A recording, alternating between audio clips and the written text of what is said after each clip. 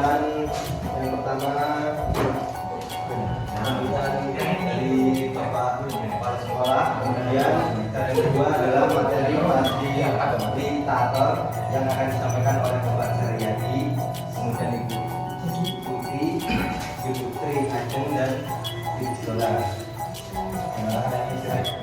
Marilah kita buka acara pada siang ini, pagi hari ini dengan membaca basmalah pertama. Bismillahirrahmanirrahim. Oke, saya minta Bapak Ibu Guru sekarang untuk berdiri terlebih dahulu. Boleh baris di sini.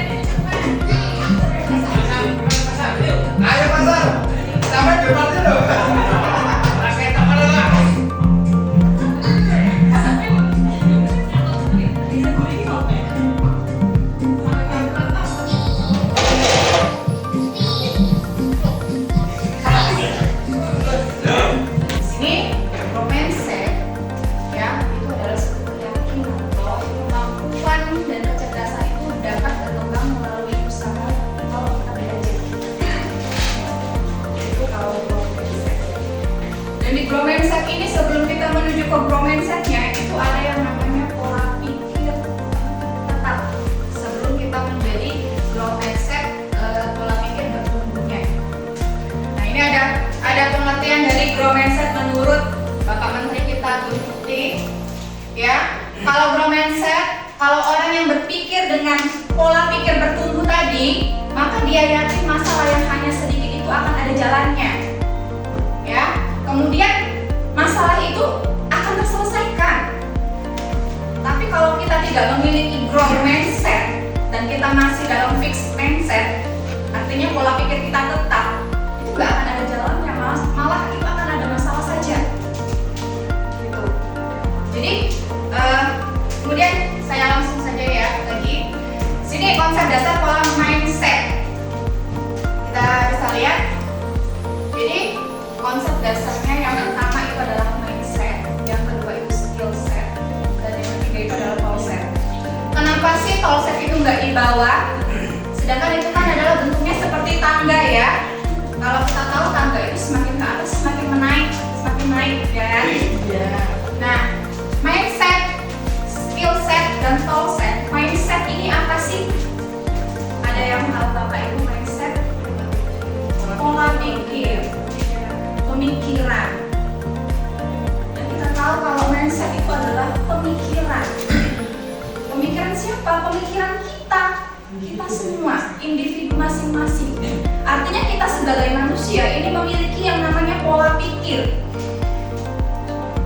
Nanti ke depannya seperti apa pola pikir itu? Apakah kita tetap fixed mindset tadi, ataukah kita akan bertumbuh menjadi grow mindset? Itu kembali ke diri kita masing-masing, ya. Kemudian skill set, skill itu apa Bapak Ibu? Kemampuan. Ya, jadi bagaimana kemampuan kita untuk mengatur pola pikir kita? Ya, mengatur dan mengembangkan pola pikir kita. Kemudian tool set, alatnya seperti apa? Dengan kemampuan kita, dengan cara kita melakukan hasil dari mindset kita tadi. Mindset kenapa di bawah letaknya, kok nggak di atas, kok nggak di tengah? Karena mindset itu adalah sebagai fondasi, ya, fondasi untuk menciptakan si skill set sama si tool set ini tadi. Jadi kalau kita sudah punya fondasi, kita sudah punya pemikiran kita pribadi masing-masing, kita akan bisa mengembangkan yang namanya skill set sama si tool set. Kadang manusia itu punya skill, punya kemampuan, tapi belum tentu pemikirannya itu bisa dikembangkan.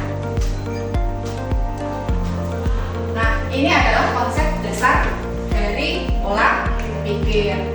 Kemudian, di sini ada gambarnya ya Bapak Ibu, perbandingan antara pola pikir mindset dan pola pikir tetap. Kalau dilihat dari gambar ini, adakah perbandingan? Ada. Ya. Yang pola pikir tetap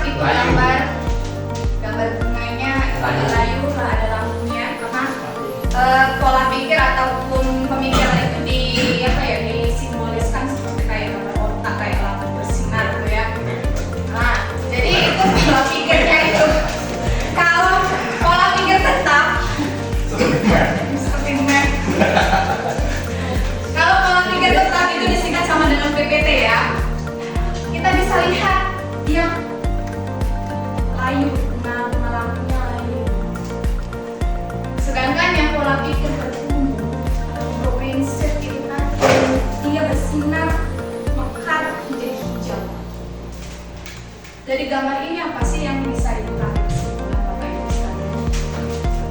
Ya coba Bapak Ibu Ayo. berkomentar. Kita sering kan ngasih pertanyaan ke anak didik kita. Ayo, siapa yang bisa? Sekarang coba Bapak Ibu punya. Masih mau ya gak apa-apa sama aja. Konsep. Guru saya, mereka sembarang guru saya. Baik, Ayo Bapak Ibu, saya yakin semua pasti Ayo Bapak bisa Ibu. membandingkan dari gambar ini. Saya Bu, kalau saya lihat dari Dari PPT itu kan pola pikir tetap di situ menunjukkan bahwa bunganya naik ya. Kalau kita sambungkan dengan pola pikir kita, kalau kita mempunyai mindset tapi kita tidak punya kemauan untuk bertumbuh, maka dia akan tetap di situ atau stuck. Tapi kalau pola pikir bertumbuh ini, di situ dilihat dari gambar itu tumbuh hijau, pasti kita akan berkembang. Itu dikembangkan pola pikir kita, jangan hanya stuck. Itu saja. Oke. Maksudnya Baik. Ini kalau saya bilang beri dia wow, beri dia W, beri dia O, beri dia W. Wow. wow. Ya. Apresiasi ya. Apresiasinya. Beri dia wow, beri dia W, beri dia O, beri dia W. Wow. Satu kali lagi. Beri komandonya.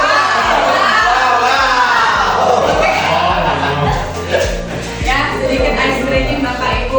Jadi kenapa kok ada ice breaking seperti ini ya? Beginilah pembelajaran kami di sana. Karena di sistem pembelajaran mendalam ini adalah tujuan utamanya adalah belajar menggembirakan.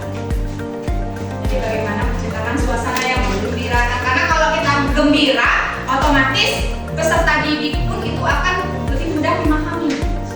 Gitu, seperti itu. Jadi tadi dikatakan Bu Intan itu perbandingan itu ya betul sekali. Karena kalau orang yang pola pikirnya tetap itu dia akan stuck di situ saja pemikirannya.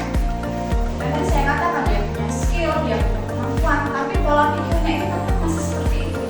Dia akan masuk lagi, nggak akan berkembang dia. Berbeda dengan orang yang boleh berpola pikir tumbuh.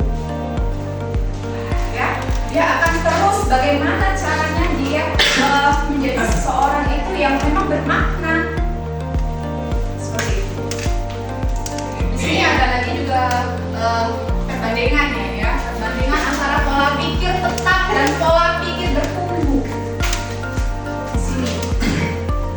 Tadi sudah saya share juga di WA ya Bapak Ibu ya, yaitu file dari LMS kami kemarin. Karena kalau seperti itu kan bisa Bapak Ibu baca sendiri. Nah, di sini ada perbandingannya antara pola pikir tetap dan pola pikir bertumbuh. Kalau di pola pikir tetap itu ya Bapak Ibu, manusia itu akan selalu mengatakan tidak. Orang yang memiliki pola pikir tetap, ketika dia mengalami sesuatu hal atau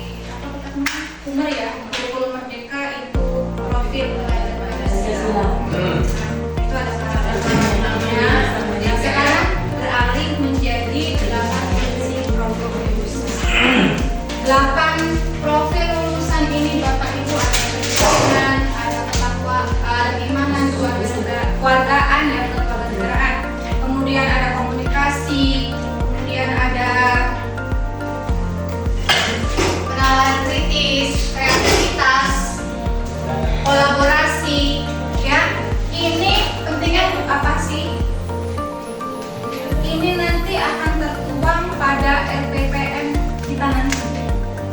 Jadi ketika kita membuat yang namanya RPP pembelajaran mendalam ini, kita harus mencakup profil-profil lulusan ini. Jadi materi kita ini kaitkan sama si profil lulusan ini tadi. Misalnya kayak pelajaran BJOK ya Bapak.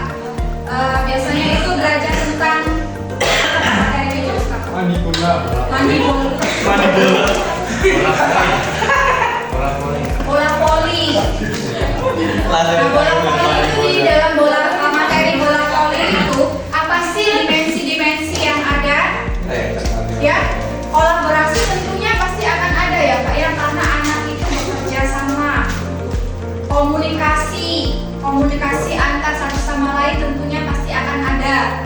Kemudian kesehatan, karena dia berolahraga, gerak tubuhnya, gerak fisiknya.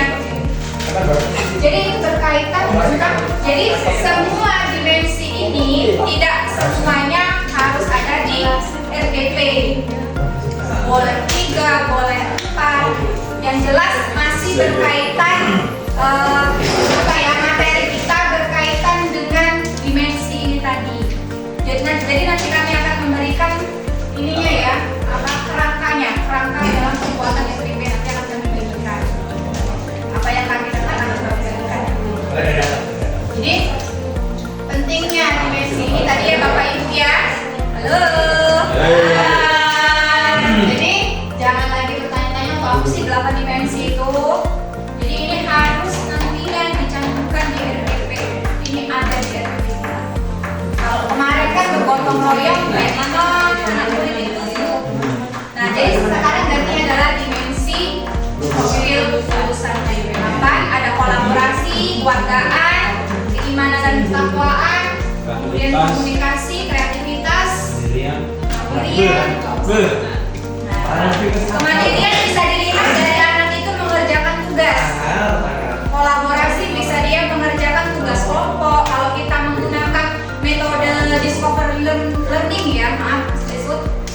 Jadi anak itu kan kalau discovery learning itu dia akan berkelompok kemudian mengerjakan yang namanya makalah. Karena proyeknya itu bisa presentase. Artinya di situ ada komunikasi sama anak, ada kolaborasi, ada kerjasama. Kemandiriannya lihatnya di mana? Di tugas individu anak. Anak mengerjakan tugas itu. Ya, seperti itu. Pembahasan kita tadi sudah ada di 8 dimensi lulusan ya. Di posisi lihat lingkaran. Di lingkaran yang tengah itu pembelajaran mendalam. Terus ada lingkaran kedua yang warna green itu dimensi profil lulusan. Dan ada setelah itu prinsip pembelajaran mendalam. Terus ada pengalaman belajar, dan terakhir nanti kita akan bahas tentang kerangka pembelajaran mendalam. Untuk refleksi awal, coba Bapak Ibu guru perhatikan. Pertama, apa yang diharapkan terjadi dalam diri murid sebagai hasil setelah mengikuti pembelajaran?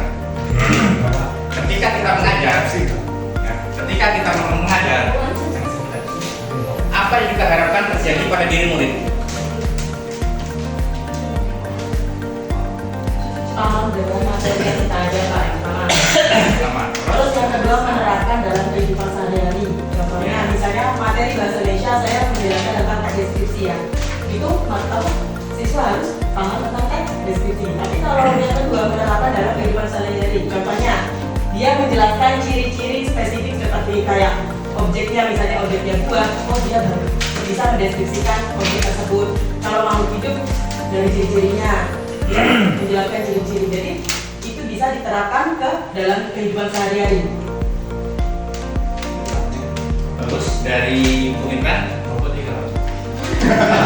Dari kelompok 3. Tadi lupa ya. Untuk membuat kelompok ini kita tadi belum membuat nama kelompok ya. Mungkin lebih baik kalau kita juga buat nama kelompok. Nah sebelum itu kita kasih wow ke Bu Intan. Ya, jangan dipandu ya kayak Mas Aryadi. Iya.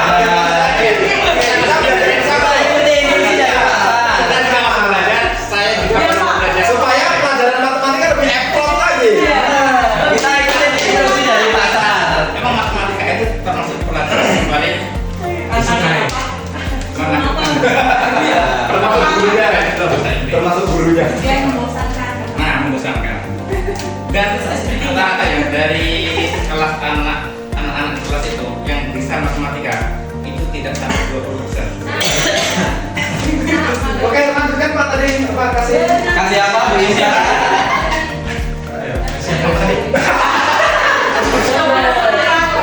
Malah lucu Mas Ben. Ayo, kita kasih WOW, kita kasih W, kita kasih WO, kita kasih W.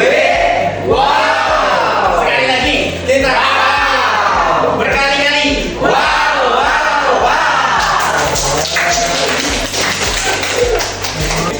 Nah, perhatikan Bapak Ibu Guru.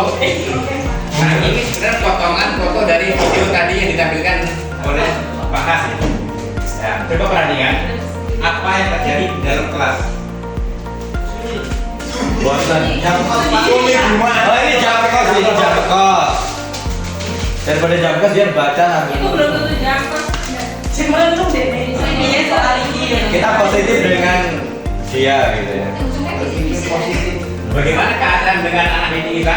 Tidak berkolaborasi, Pak. Tidak masing-masing. Tapi ada yang berdiskusi loh. Membosankan. Ya. Berarti kan ada yang ngobrol, ada yang main sendiri, ada yang melamun. Nah inilah yang sering disebut dengan sekolah tapi tidak belajar. Ya. Mereka berangkat sekolah, tapi sampai di sekolah tidak Belajar. belajar.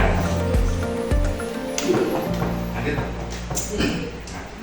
Kalian untuk prinsip pembelajaran mendalam itu ada 3 unsur. Pertama berkesadaran. Pertama berkesadaran itu peserta didik memiliki kesadaran penuh terhadap tujuan dari pembelajaran, prosesnya, serta bagaimana mereka berpikir dan memahami materi. Jadi ketika belajar itu murid sudah harus tahu tujuannya untuk apa belajar. Itulah kenapa kita disuruh menyampaikan tujuan pembelajaran. Kedua, harus bermakna. Peserta didik merasakan manfaat dan relevansi apa yang mereka pelajari, serta mampu menerapkan pengetahuannya dalam kehidupan sehari-hari. Jadi ketika mereka belajar, itu harus sering kita kaitkan juga dengan kehidupan nyata yang ada.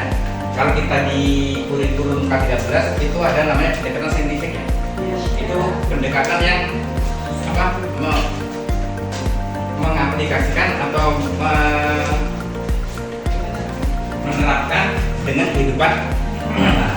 Terus yang terakhir harus menggembirakan. Itu menciptakan lingkungan belajar yang positif, menantang dan menyenangkan agar siswa lebih mudah memahami dan menerapkan pengetahuan. Nah, jadi yang mungkin banyak yang murid gak senang dengan belajar itu mungkin materi saya terutama ya. Materi saya sendiri terutama itu membosankan dan menakutkan, dan anak-anak itu ketika pikirannya apa ya? Anak-anak itu ketika pikiran cuma satu, bingung rumusnya, rumus katanya. Matematika itu menghafal rumus. Nah itu sampai sekarang saya sebenarnya juga sudah mulai berbagai macam cara bagaimana anak itu supaya suka dengan matematika, walaupun hasilnya juga sangat sedikit nasihatnya dari dulu. Tapi kalau untuk pelajaran PJOK nggak tahu Pak ya, sebenarnya senang sekali PJOK.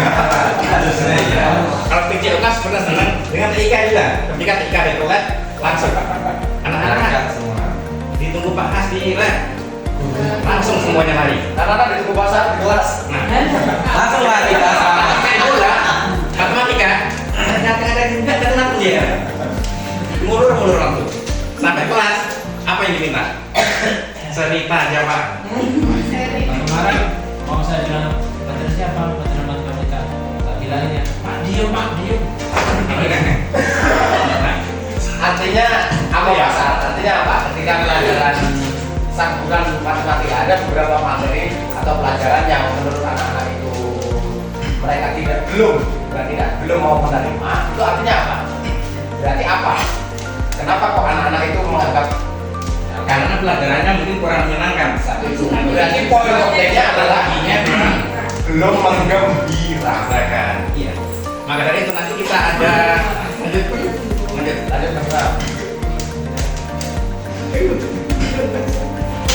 Nah, pengalaman belajar mendalam. Pertama harus memahami proses di mana murid membangun pemahaman konsep baru secara mendalam, menghubungkan dengan pengetahuan yang sudah ada dan melihatnya dari berbagai perspektif. Itu harus berarti anak itu harus memahami konsep-konsep baru dan dia harus bisa menghubungkan dengan kehidupan nyata tadi ya. Terus ada mengaplikasikan proses di mana murid menggunakan pengetahuan dan keterampilan murid yang dipelajari atau mengerjakan tugas. Jadi proses di mana murid menggunakan pengetahuannya dan keterampilan yang murid pelajari atau mengerjakan tugas. Dan yang terakhir ada merefleksi, yaitu proses di mana murid dan juga guru melakukan perenungan, peninjauan kembali serta evaluasi terhadap pengalaman belajar yang telah dilalui untuk menemukan makna pemahaman baru dan perbaikan ke depan. Nah, ini sebenarnya juga refleksi ini sering bertanya, bagaimana kalian supaya suka dengan matematika? Apa jawabannya? Nggak tahu Pak, dari dulu seperti ini. Itu kalau jawaban itu berarti kan pasti P. Terus selanjutnya dalam kerangka pembelajaran mendalam. Pertama itu praktik pedagogis, itu upaya guru merencanakan pelaksanaan dan melakukan asesmen memilih pendekatan, strategi, model, metode, dan media pembelajaran. Nah ini pilihan kita ya. Ketika kita mengajar, kita mau menggunakan metode apa, strategi apa, model apa, dan media apa yang akan kita gunakan. Tujuannya apa? Supaya nanti anak-anak bisa senang dalam mengikuti proses pembelajaran. Kedua, ada kemitraan pembelajaran. Kemitraan pembelajaran membentuk hubungan yang dinamis antara guru, murid, orang tua, komunitas, dan mitra profesional. Nah, di sini dalam kemitraan pembelajaran, ini sebenarnya dalam proses pembelajaran kita, itu kita bisa kolaborasikan dengan mungkin dengan guru lainnya. Mungkin pelajaran matematika nanti ketika biar gabung dengan pelajaran apa gitu. Ketika materi PJK mungkin bisa Pak ya, materi-materi yang berkaitan. Nah, menghitung ini atau dengan IPA mungkin bisa dikolaborasikan dengan IPS mungkin di ini. Mungkin ketika digabungkan, mungkin mereka juga akan lebih suka secara tidak langsung suka dengan pelajaran matematika. Itu kemitraan. Itu kalau kemitraan dengan dalam. Bisa juga kita kemitraan dengan pihak luar. Mungkin kita ada pembelajaran yang berhubungan dengan kesehatan, dengan dinas kesehatan, atau mungkin ke daerah mana, ke pabrik, atau seperti kan tadi dulu misalnya mungkin apa studi tour ya, bisa dibanding ya. Seperti itu. Itu salah satu bentuk kemitraan kita dalam proses pembelajaran. Dan yang ketiga yaitu tentang lingkungan pembelajaran. Untuk mengintegrasikan antara ruang fisik, ruang virtual, dan budaya belajar untuk mencapai tujuan pembelajaran mendalam. Jadi lingkungan pembelajaran ini bisa kita ruang fisik, bisa di kelas, atau mungkin tadi kita gunakan, atau mungkin bisa juga kita menggunakan pada virtual, atau istilahnya kalau dulu daring ya, waktu corona. Dan terakhir yaitu tentang pemanfaatan digital. Upaya untuk mendukung pembelajaran yang interaktif, kolaboratif, dan kontekstual. Jadi ini kita disuruh mengupayakan pemanfaatan digital. Mungkin bisa menggunakan komputer, laptop, media-media lain yang berkaitan dengan digital ya. Ini nanti ada 3 kelompok 1, kelompok 2, dan kelompok 3. Nanti kita akan kasih tugas masing-masing untuk menelaah dari studi kasus, ada kasus-kasus, dan nanti dimasukkan di sini. Nah, dari di mana untuk praktek pedagogisnya, lingkungan pembelajarannya, kemitraan pembelajarannya, dan pemanfaatan. Dari studi kasus yang pertama tadi, praktik pedagogisnya. Yang pertama untuk strategi pembelajarannya yang dipilih untuk mencapai tujuan belajarnya. Sampai ke tujuannya itu kami menggunakan pembelajaran berbasis proyek, karena tadi kan hasil ya, kayak kita buat strateginya itu pembelajaran berbasis proyek, dan metodenya dibuat kelompok secara mandiri, maksudnya ya mereka bisa membuat kelompok sendiri-sendiri tanpa harus kita membuatnya. Jadi kita kasih pilihan ke mereka untuk menentukan kelompoknya ada 2 sih. Kemudian untuk strateginya atau alur belajarnya di situ sudah ditulis membentuk kelompok kecil, pengamatan secara langsung, wawasan warga langsung mengambil data kualitas air, mendokumentasikan kondisi ekosistem sungai. Karena ini basisnya adalah padi tadi, otomatis dia berkaitan dengan kualitas air, kualitas tanah, irigasi, sanitasi dan lain-lain. Nah, lingkungan pembelajarannya itu bisa dia di dalam kelas kita praktekkan, di luar kelas juga bisa. Bahkan secara virtual kita kasih video pembelajaran ini bisa. Kemudian terjun langsung ke lapangan, ke tengah-tengah masyarakat untuk apa? Untuk memperoleh informasi bagaimana cara untuk merawat atau membesarkan sebuah pohon padi itu biar jadi lebih maksimal untuk pertumbuhannya, untuk hasilnya itu bisa langsung terjun ke masyarakat untuk wawancara. Nah, di sini kemitraannya ataupun kita menjalin mitra untuk belajar. Kalau kami misalnya di situ kan ada tim guru lintas minat SMP, sebenarnya yang udah luntakin, guru IPA, matematika, PKN dan sebagainya. Maksudnya seperti apa? Maksud kami dari sebuah padi tadi atau nasi tadi itu bisa melibatkan beberapa guru. Contoh, katakanlah guru IPA, dari sebuah padi itu satu proyek itu padi itu mengandung berapa karbohidratnya, misalnya seperti itu. Jadi satu proyek kan tidak melulu kita membuang-buang waktu hanya untuk satu materi, bisa kolaborasi seperti itu. Kalau untuk matematikanya penghitungan, misalnya penghitungan dari berat, perhitungan tanam dan lain-lain. Untuk PKN-nya itu bisa untuk wadah negara untuk biar bisa berdikari. Jadi tidak harus impor. Kita kan di Indonesia ada sering impor beras. Bisa kita swasembada panen sendiri dengan petak-petak kecil. Kita bisa membentuk swasembada pangan. Kemudian untuk seni budayanya, di situ budaya dari tanam padi kan kita wilayahnya sangat eksotik sekali Indonesia ini kan. Jadi kalau dari segi budayanya kan, dari seninya kita bisa memanfaatkan hasil dari gabahnya tadi untuk dijadikan kerajinan ataupun dari bahan-bahan yang lain bisa dibuat untuk seni-seni kerajinan atau dari kulinernya, budaya kuliner yang ada kayak gitu. Kemudian menggunakan perangkat digital, memanfaatkan digitalnya menggunakan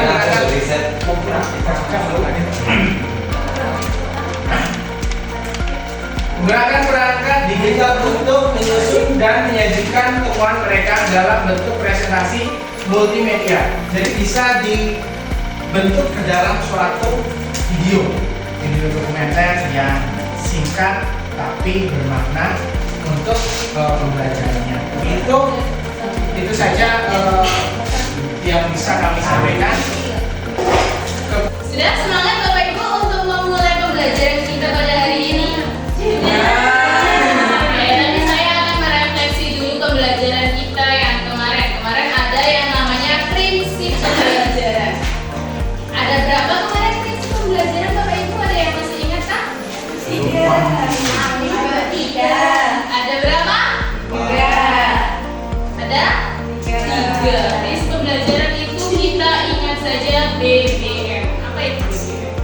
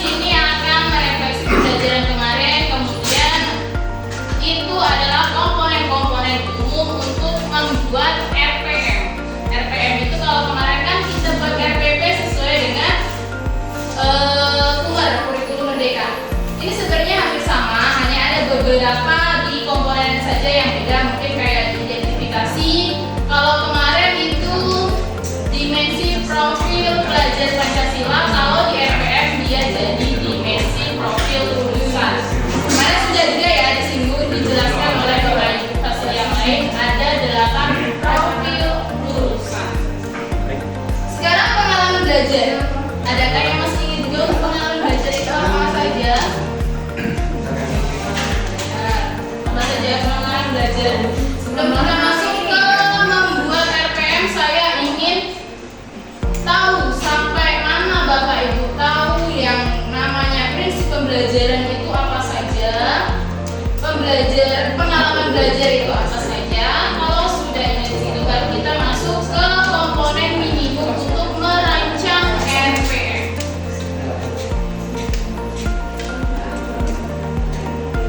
Apa saja Bapak Ibu pengalaman belajar kemarin? Memahami, mengaplikasikan, refleksi. Ada 3M. 3M itu memahami, merefleksi, dan mengaplikasikan. Kalau sudah di situ, saya mau ajak Bapak Ibu sebelum kita buat RPP atau RPM, saya mau menampilkan sebuah video pembelajaran. Saya minta Bapak Ibu untuk menganalisis video tersebut. Apakah sudah termasuk pembelajaran deep learning kah atau belum? Untuk file formatnya saya akan menampilkan sebuah video pembelajaran. Peserta berdiskusi dengan kelompoknya untuk menganalisis video. LK-nya sudah saya kirimkan ke grup WhatsApp ya Bapak Ibu. Boleh dilihat LK-nya di situ.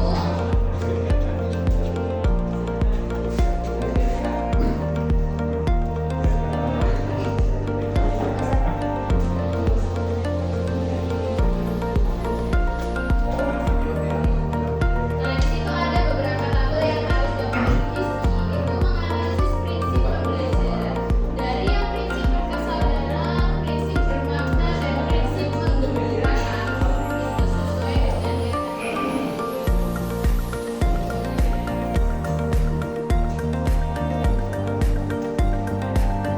ya.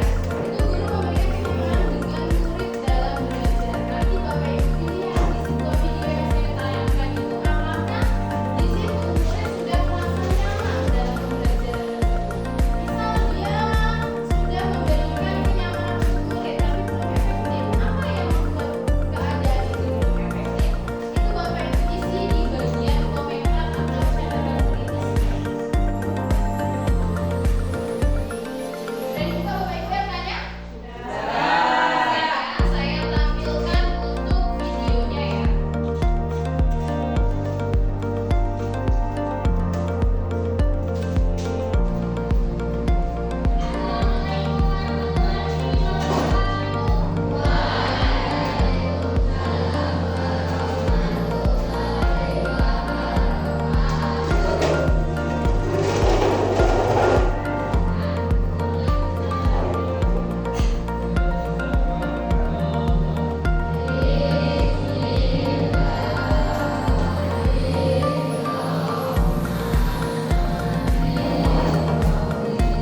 Oke, baiklah, saya akan menyampaikan diskusi kami dari kelompok 3. Yang pertama mengenai prinsip berkesadaran. Poin yang pertama adalah memberikan kenyamanan murid dalam belajar. Itu ada dan efektif. Kemudian nomor 2, guru mendorong murid fokus, konsentrasi, dan perhatian. Itu tadi ada efektif juga. Kemudian nomor 3 ada guru membangun kesadaran dan kapasitas berpikir. Ada dan efektif. Kemudian guru memberikan kesempatan murid untuk menentukan pilihan dan memiliki alasan atas pilihannya. Tidak ada. Guru melibatkan murid untuk mengembangkan strategi belajarnya. Tidak ada. Guru membangun keterbukaan murid terhadap perspektif baru. Ada. Kemudian guru membangun rasa ingin tahu murid terhadap pengetahuan dan pengalaman baru. Tidak ada. Kemudian yang prinsip bermakna. Yang pertama ada guru menyajikan secara kontekstual dan atau relevan materi dengan kehidupan nyata. Tidak ada. Guru melibatkan murid untuk berperan dalam pemecahan masalah atau isu terdekat di kehidupan nyata. Itu ada. Nomor 3, guru memberikan formatif keterkaitan dengan pengalaman sebelumnya. Ada tapi belum efektif. Nah, di sini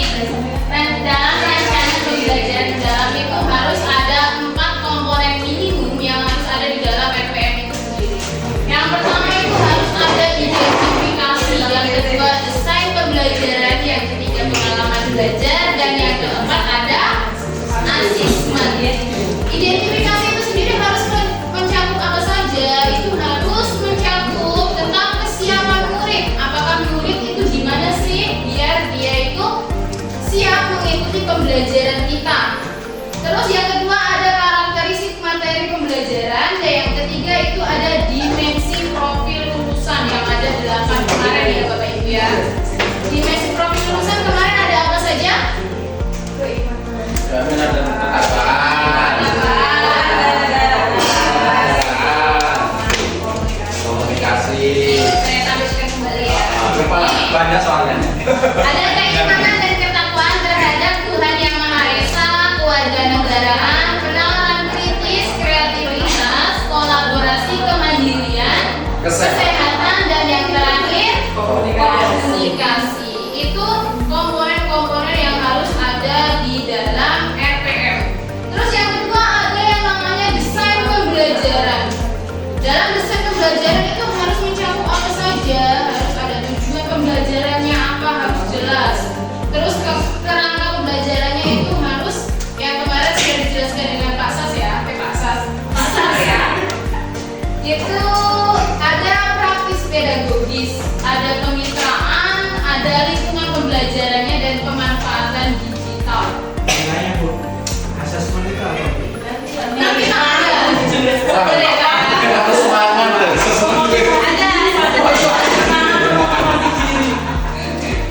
Luar biasa ya semangatnya. Memotivasi dan orang lain. Yang ketiga ada pengalaman belajar. Itu tentang merancang pembelajaran dengan prinsip BBM. Apa tadi prinsip BBM?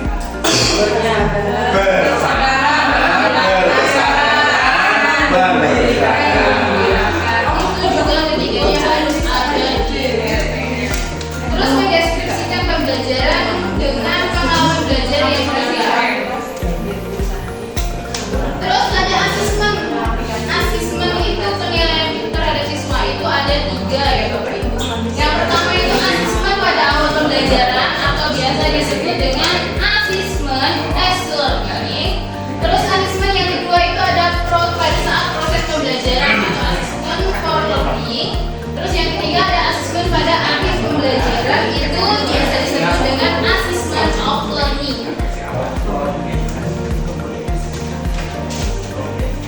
Oke. Ya, ada 3 asesmennya. Nanti ada penjelasan untuk masing-masing asesmen itu sendiri. Di sini asesmen formatif, sumatif.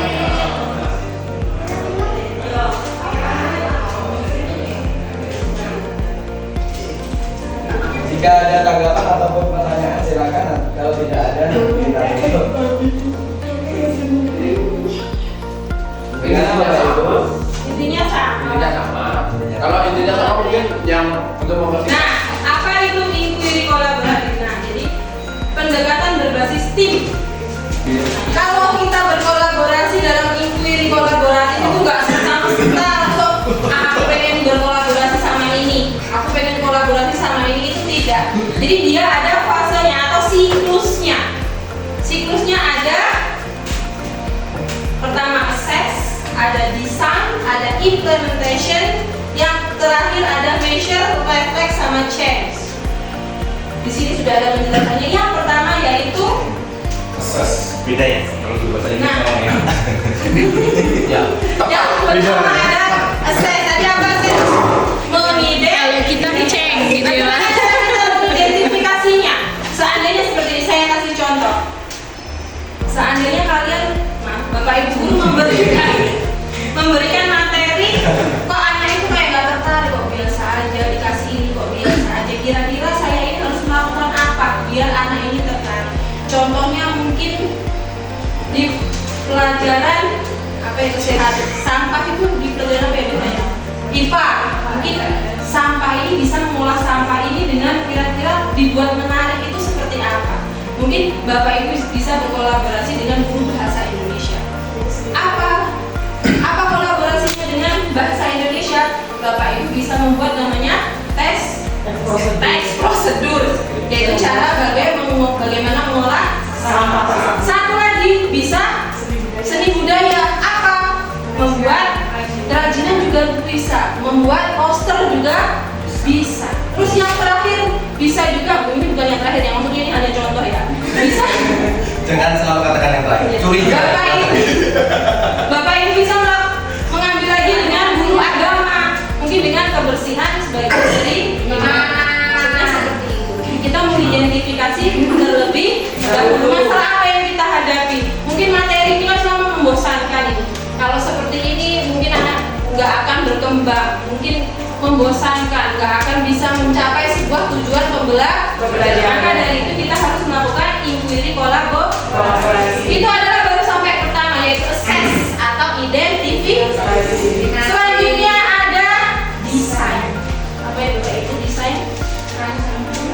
saya tambahkan tadi di kolaboratif tentu pemanfaatan digital informasi tak pasti langsung bisa berkaitan dengan poster ya. Sebenarnya kalau dalam teori ini hampir semua pelajaran itu bisa berkaitan. Tinggal kita mengambil aspeknya mau dari mana. Saya ingin berkolaborasi dengan guru ini, dengan materi. Tidak hanya dengan guru Bapak Ibu, bisa juga dengan Bapak kepala sekolah, bisa dengan orang tua siswa juga bisa. Selanjutnya yang kedua yaitu siklus yang kedua adalah desain. Apa desain? Perencanaan. Setelah kita mendapatkan mengidentifikasi tadi kira-kira masalahnya apa, kok bisa anak itu nggak semangat, nggak suka dengan pelajaran itu, kita mendesainnya terlebih dahulu. Desainnya harus sesuai dengan yang dijelaskan sama Pak Sar dan Bu Dora. 4, 3, 4. Ada DPL apa? Dimensi profil lulusan, jangan sampai dilewatkan. Terus ada pengalaman belajar, jangan sampai dilewatkan. Prinsip pembelajaran juga jangan sampai dilewatkan. Harus sesuai dengan itu, nggak bisa ngawur, nggak bisa waktunya seperti ini, itu tidak bisa Bapak Ibu. Itu ada di desain. Selanjutnya yang ketiga ada implementasi. Sebenarnya implementation ya, implement atau mengaplikasikan atau menerapkan ini bisa diambil kesimpulan yaitu pelaksanaannya. Apa yang harus kita lakukan? Pelaksanaannya yaitu prosesnya. Mungkin kayak kemarin yang ditanyakan sama Pak Zandra, prosesnya kemarin kan ada bagaimana kalau guru itu membagi waktunya, bagaimana gitu kan ya Pak ya.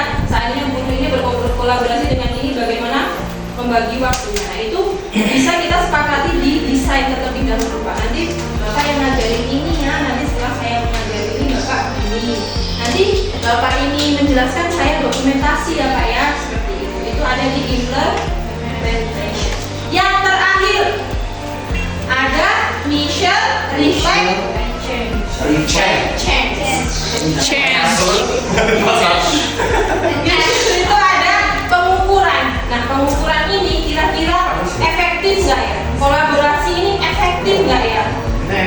Jadi kita mengukur apakah efektif atau tidak, apakah bisa tercapai tujuan pembelajaran tersebut. Kalau tidak tercapai, itu ada namanya refleksi. Setelah direfleksi, apa Bapak Ibu refleksi? Berarti kita harus merefleksi dulu kolaborasinya, seperti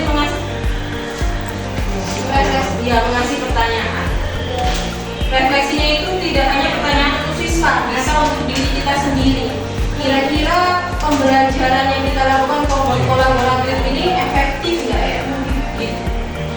Dan yang terakhir ada change, yaitu apa Bapak Ibu artinya? Mengubah. Jadi kalau seandainya tadi sudah diukur, sudah direfleksi, kok ternyata tidak ada perubahan, itu bisa dirubah. Terus kalau seandainya sudah sesuai, apakah bisa dirubah lagi? Masih bisa Bapak Ibu. Maksudnya itu berubah itu kan dari kita yang strateginya tadi biasa saja menjadi berkolaborasi tersebut. Nah itu siklusnya ada. Pas. Coba saya ini lagi assessment tadi ada berapa Bapak Ibu? Dua.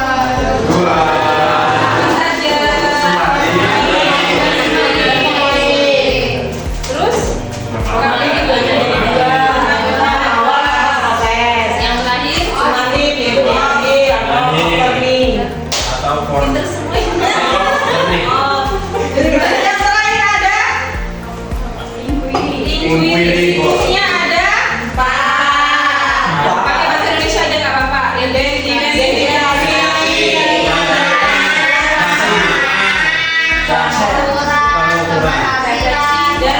Dan perbaikan. Anak buah yang pintar ini.